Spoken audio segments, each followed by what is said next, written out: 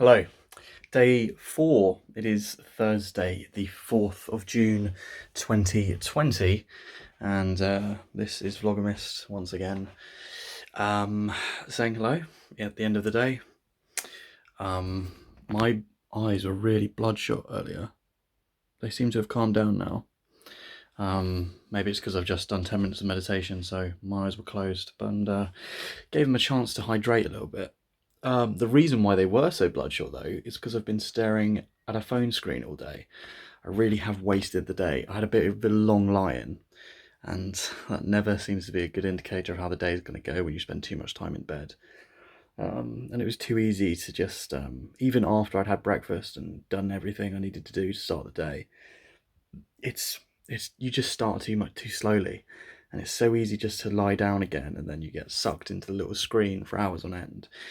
And I do believe that by the way, sorry for the wet hair. I've just washed it a couple of hours ago. Um, my my struggle, which is probably going to define me for the next few years, is being able to use technology productively, whether that's a phone or my Chromebook, my laptop, whatever it may be. I really struggle to use the internet productively. And if I really think back, I've been like spending long periods of time on the internet ever since my childhood. Even before the days of the internet, I was staring for hours on end at like a Pokemon Game Boy, for example. And I think that conditioned my brain over time to be able to just stare at screens for a really long time without disengaging.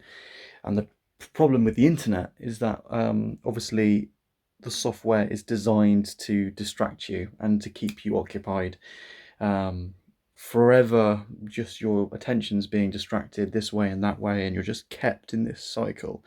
You end up almost kind of being in a fugue state.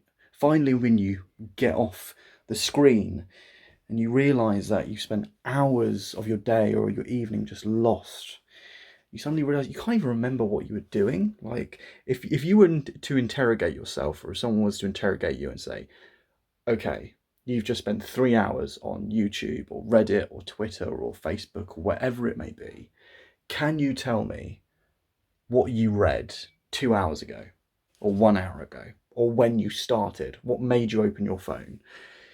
And this is the really difficult thing. I think in order to be productive in the modern age, it's not enough just to have talent or even a really strong work ethic. You really need to have the mindfulness and the self-control to use all technology really sensibly. Um, because it's so easy just to sink hours into or hours of your day, hours of your week, month, year, life into these fucking screens. It's so annoying.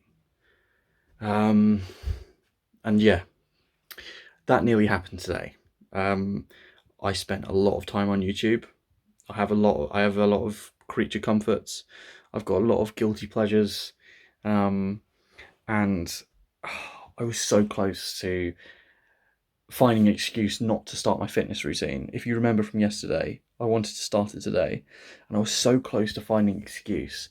And amazingly, I realised I had to do it, and I'm so grateful I've started this YouTube channel. Ironically, I'm talking about internet mindfulness, and I'm using a log on YouTube, which is a recipe for disaster, perhaps, but we'll see how it goes. It's been one of the best motivators for me in recent times. It's just I have to upload for you guys, and I don't even like. I know obviously my viewership's tiny at this point, or next to non-existent, but just the feeling that I'll be missing a day is I've betrayed myself somehow, and I've betrayed some invisible audience out there as well that's expecting it. So I'm very glad I started Vlogmas.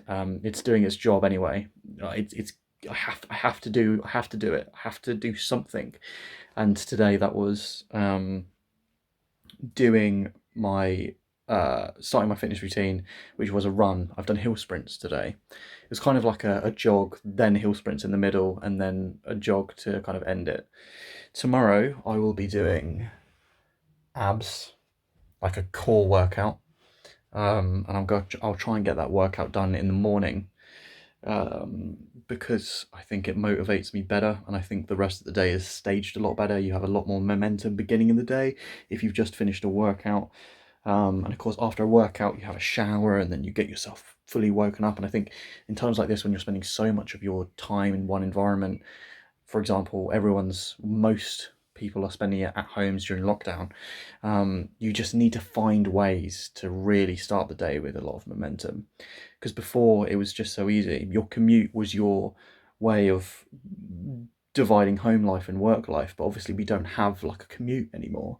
Most of the country obviously is trying to do everything from home, myself included. So it's essential that we find ways in order to be productive. So work out tomorrow. I think my plan is twofold for tomorrow. I really want to clean my room. I don't. How can I? Hang on. Can I switch? There we go. Okay, so as you see, my room is an absolute pigsty. Um, so yes, I will be cleaning my room tomorrow, doing a morning workout, and I really want to finish the book I'm reading just so I can start the next book, which I actually want to crack on with. The book I'm reading is Twittering Machine, which kind of relates to the bit of a monologue I had at the start of the video. Basically, the Twittering Machine, its stance is we're not going to be able to disentangle ourselves from new technologies such as the internet because it's just too useful. They do everything and anything for us, from checking the weather to reading the news to finding directions. It's a bit of a response to a 2011 book called The Shallows, and The Shallows is a great book that basically explores how internet use is changing pathways in our brain, and changing how we think, changing how memory works, how working memory works. Basically, The Shallows, it's not a Luddite text. It's not terrified of new technologies. It's just been like, look, this is visibly and observably changing the way that humans think. For 400, 500 years, ever since the beginning of the printing press, we've been thinking very linearly because we read great big texts and books and novels, and that made us think in a different way to how the internet makes us think. Now, the Twittering Machine is a lot more of a sociological analysis, and really a bit of a breakdown of what internet culture is, and how, not necessarily how it's changing the brain, but how what we're writing ourselves into, what kind of things are we headed towards with our internet use, because of course that's the big question. We've only been with the internet for 2 decades, 3 decades, getting close to, which is a terrifying thought. 25 years, we'll call it even. And obviously we don't know where we're headed with this new technology, let alone how we're going to be thinking. What kind of cultural movements are we making? And what's his name? I've got my book somewhere. Don't even know what book it is. Great, that's a great start. The author is Richard something. His argument is like the internet exacerbates pre-existing human traits. It doesn't necessarily create this wave of panic in culture or gluttony in a way. It just kind of exacerbates human traits that were already there in mostly damaging ways. But at least he kind of takes the stance that the internet isn't going away. We can't put the genie back in the bottle. And I think that's a fairly mature stance to take, although I think we should be encouraging less internet use in our day-to-day lives across the board. We need to kind of disengage, because I don't think... it goes back to a Fight Club quote. What you own ends up owning you. And I think we're very much owned by the technology that we engage with every day. And I don't want to sound like this hipster anti-social media guy, because I think it's already been done to death, and I don't necessarily believe that anyway. I just generally am a little bit worried about how excessive internet use affects the brain, and I think honestly it just makes us all addicts. I think I'm addicted to the internet, and I can say that quite confidently. I am addicted to the internet. So yeah. So tomorrow's 3 targets are morning workout, clean my room, and finish the Twittering Machine. So, and because I've been looking at my phone so much today, I'm going to try and just shut this off now and just read a chapter of the Twittering Machine. The book I really want to get onto, is it here? Just a second. Yeah, the book I want to get onto and I want to read over the weekend is Atomic Habits by James Clear. It's kind of like a self-improvement book, but it kind of goes into how we can, it's all about habit forming, getting rid of bad ones and creating good ones. And that's been something that's obviously I've been preoccupied with for the last few years of my life. And I would like to obviously improve myself, especially before I get too old, because they say as we age, neuroplasticity in the brain decreases and we become sort of creatures of habit. So while I'm still in my 20s, I think it's a prime time to shed the bad habits that I've created for myself and create some new ones that will be more beneficial in the long run. Yeah, I think that's everything I wanted to kind of spout to you today. If I've missed anything, hey ho. I mean, as I say, I'm doing this daily, and as I said in the first Vlogmas, you're just going to get to know me over time, so I'm not worried about missing things here and there. Generally, this is supposed to be quite an easygoing thing. I don't really think about it, I just kind of talk to you.